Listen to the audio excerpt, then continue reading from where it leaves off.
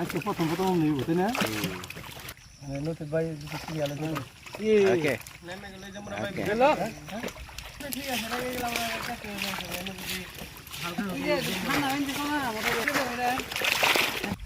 বড় হইব দিন যাই আমি ঠিক আছে চলবে না পুরো মাছ